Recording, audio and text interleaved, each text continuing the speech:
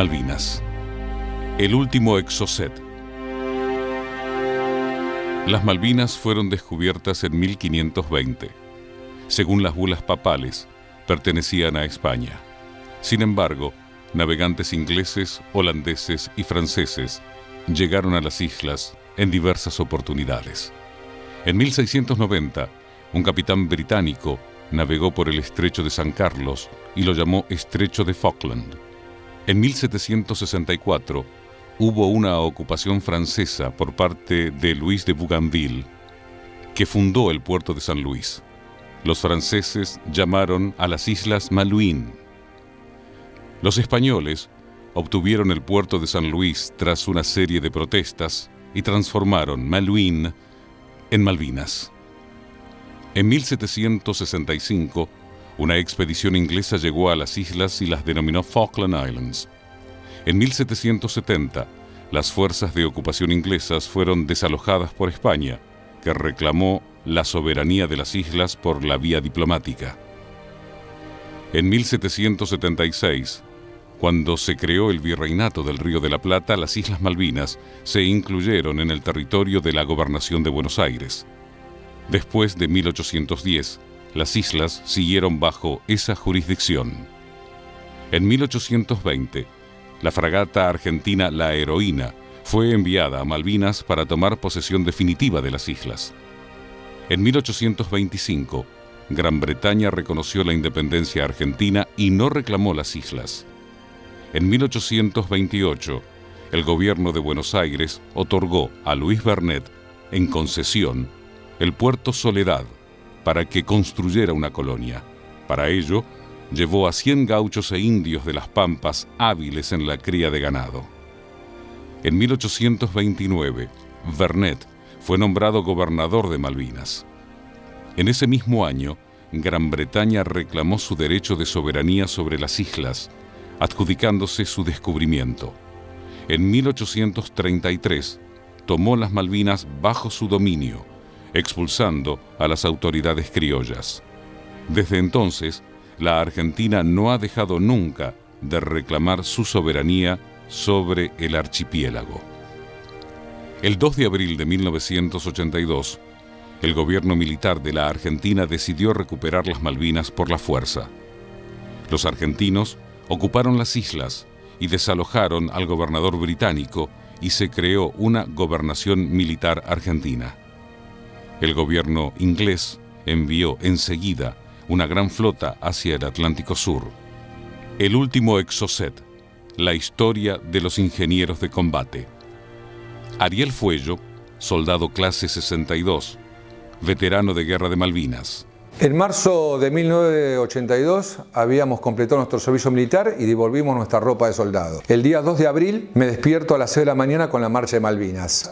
Planteamos la necesidad de que nosotros, con la experiencia que teníamos, nos debíamos incorporar a la compañía. La decisión de que se conformaba una compañía solamente soldados de las clases 1963 que se habían incorporado apenas 45 días atrás, planteamos la necesidad de que nosotros, con la experiencia que teníamos, nos debíamos incorporar a la compañía. Preguntamos qué tipo de vehículos iban a llevar y cuando nos informan que llevan la grúa y los camiones, tomamos la decisión de que teníamos que viajar con la compañía. Éramos los únicos que teníamos la experiencia necesaria para manejar este tipo de equipos y al plantearlo nos dijeron que no querían que vayamos en forma obligada, sino que iban a armar una formación, teníamos que partir como voluntarios. Y así fue, dimos un paso al frente y de los 25 soldados de la clase 1962, 19 viajamos con la compañía Malvinas. El equipamiento y la preparación de las fuerzas que se enfrentaron en Malvinas fueron muy diferentes. Los soldados argentinos eran casi 15.000, de los cuales fallecieron 649, la mitad de ellos en el hundimiento del crucero General Belgrano, y 163 fueron heridos. Los soldados británicos llegaron a ser unos 100.000, murieron 225 y quedaron heridos 777. Argentina tenía 12 buques, Inglaterra 121. Argentina tenía 2 submarinos, un portaaviones, un crucero, 6 destructores, 3 fragatas, 67 aviones livianos y 44 cazas. Gran Bretaña tenía 6 submarinos, 2 portaaviones, 2 buques anfibios de asalto, 7 destructores, 14 fragatas y 77 cazas bombarderos Sea Harrier y 170 helicópteros. Los aviones argentinos eran 180. Los aviones que perdió Argentina durante la guerra fueron 47. Los ingleses terminaron con un saldo de 46 Sea Harrier y más de 100 helicópteros inutilizados. El Exocet AM-39, fabricado en Francia, es un misil antibuque de medio alcance, subsónico. Es un misil relativamente compacto, diseñado para atacar buques de guerra desde aviones y barcos. La Armada Argentina adquirió 14 Superétendard en 1980. El 7 de diciembre de 1981 se incorporan a la segunda escuadrilla oficialmente con la recepción en Argentina de los primeros 5 aparatos de la serie, junto a 5 misiles AM-39 Exocet. Luego del inicio de hostilidades, Francia interrumpió la provisión de los Exocets restantes. Empezamos a trabajar duramente durante los meses de abril, minando las playas de los posibles desembarcos de la flota inglesa que ya había partido desde Gran Bretaña apenas 3 días después de nuestra recuperación de las islas. Y a partir del día 30 de abril, cuando habíamos terminado de bajar los elementos de combate que traíamos arriba del buque Formosa, se produce al otro día, el 1 de mayo, el primer bombardeo, que fue a las 4:30 de la mañana de los aviones Vulcan. A las primeras horas de la madrugada del 1 de mayo de 1982, una escuadra de aviones Vulcan se acerca a Malvinas con la intención de bombardear el aeropuerto. A las 7:40 explota una bomba con retardo y comienzan las hostilidades con aviones Sea Harrier. Mientras tanto, desde las fragatas británicas cañonean a Puerto Argentino. Los intentos de desembarco fueron rechazados por fuerzas argentinas que averían un buque inglés y 2 aviones Harrier resultan destruidos. La clase 1961 es convocada. El crucero General Belgrano fue atacado el 2 de mayo de 1982 a las 16 horas, hundiéndose 1 hora más tarde. En el naufragio murieron 323 hombres y sobrevivieron 770. Su poder de fuego, de 15 cañones de 6 pulgadas, 150 milímetros, en 5 torres triples, le daban un alcance de tiro indirecto de casi 25 kilómetros. Aún hundiéndose en la bahía, con sus cañones fuera del agua y con energía desde tierra, seguiría operando. Por mar, ningún buque inglés hubiese llegado a menos de 25 kilómetros sin ser destruido por el viejo navío. El Ara General Belgrano fue el primer barco hundido durante una guerra por un submarino nuclear de ataque. El 4 de mayo, un misil Exocet AM-39 de menos de $500.000 había impactado en un destructor CL-42 Sheffield de 150 millones. De los más modernos de la flota, dejándolo fuera de combate, provocando la muerte de 20 enemigos e hiriendo a otros tantos. La Armada Argentina decide efectivizar un plan de estudio, llevar 2 Exocet MM-38 a las islas para tener poder de fuego disuasorio para la flota británica. Nuestra función en Malvinas era mantener todos los vehículos en movimiento. El 25 de mayo nos informan que la grúa PIH Omega había salido de servicio. La revisamos y tenía quemado el burro de arranque.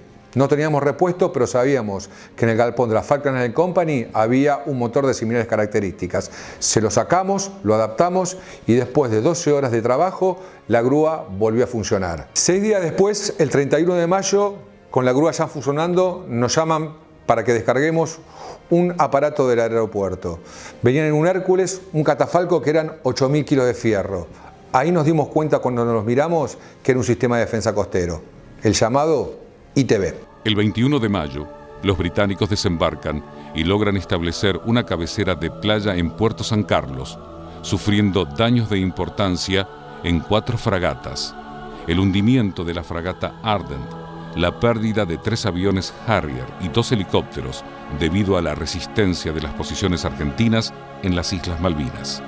Los combates aeronavales tuvieron una gran violencia, reconociéndose en esa batalla el valor de los aviadores argentinos.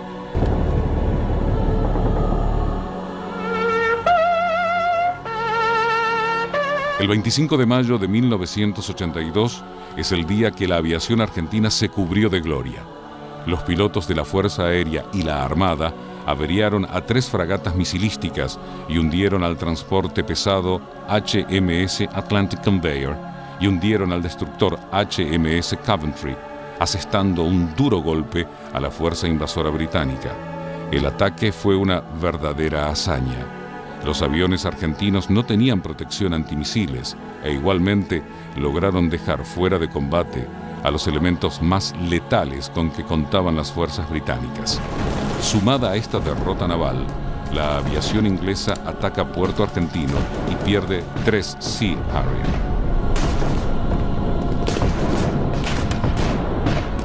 El día 30 de mayo de 1982 quedará en la historia de la aviación mundial.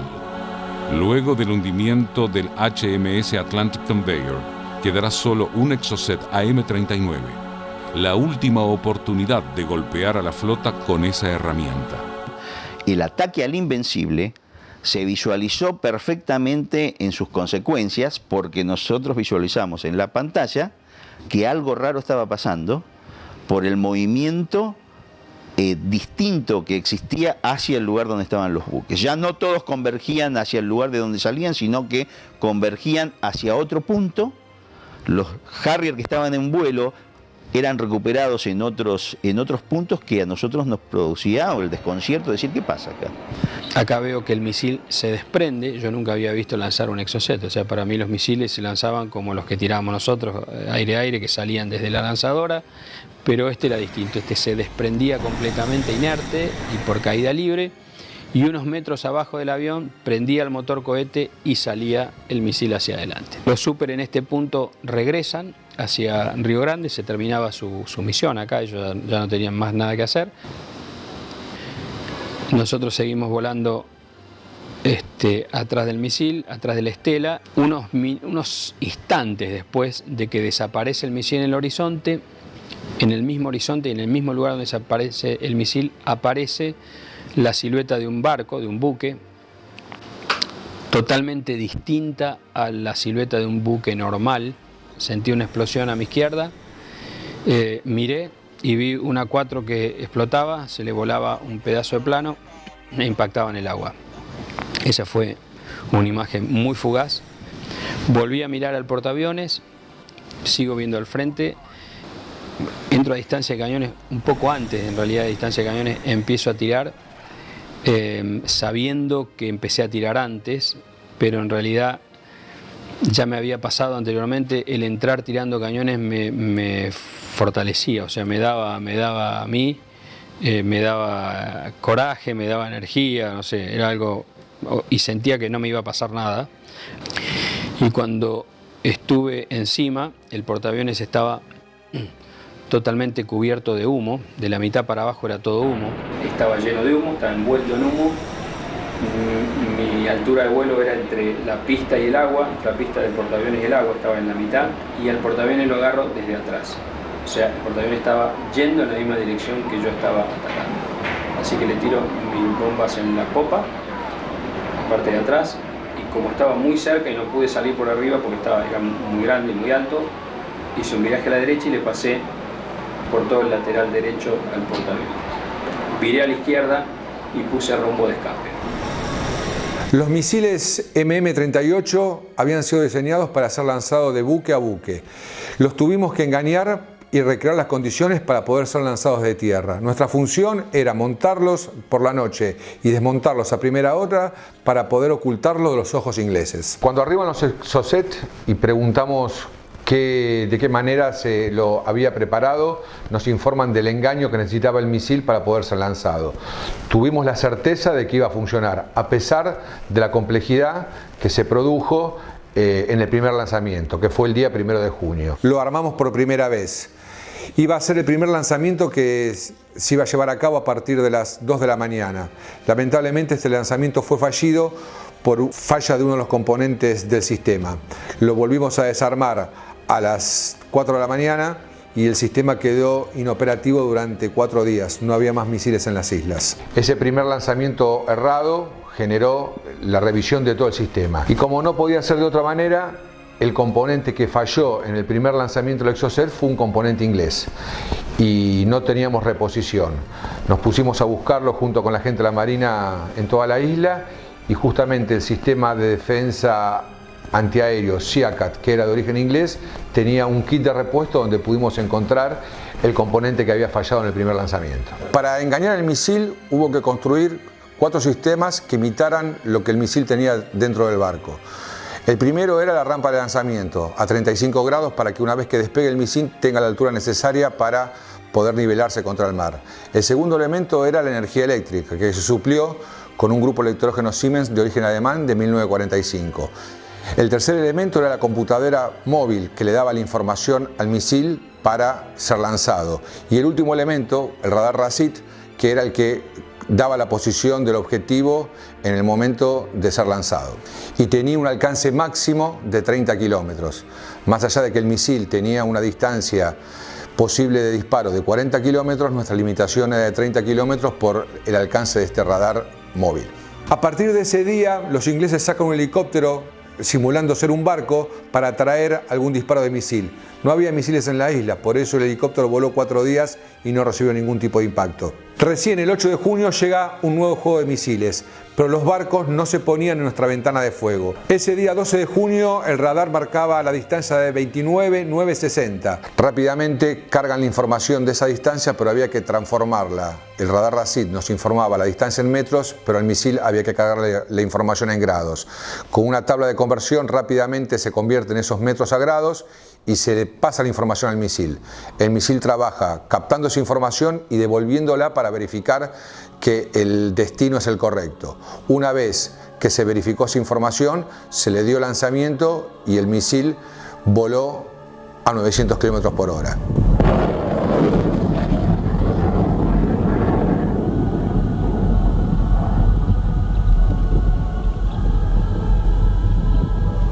Y a los 19 segundos impactan el HMS Glamorgan.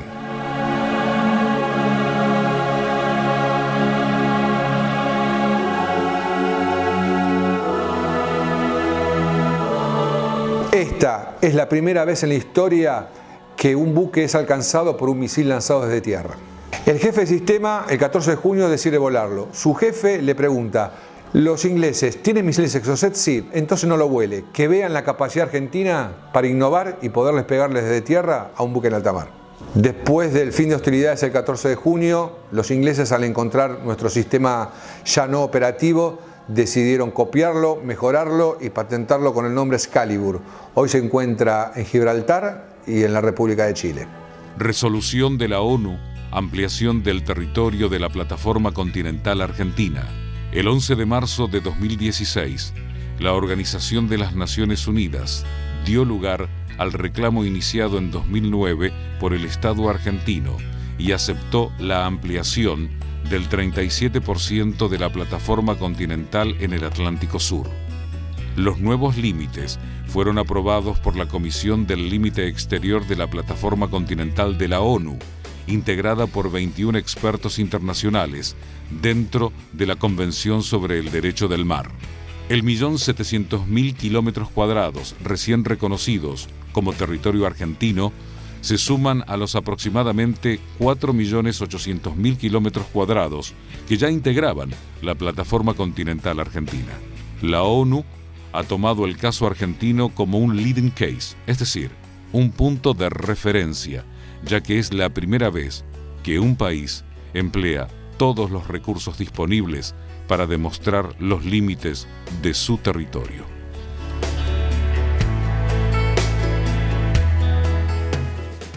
Malvinas para mí es un punto de referencia. Cuando finalizó la guerra, sentí que la historia se había terminado. Muchos años después, hoy, me doy cuenta que la historia recién comienza.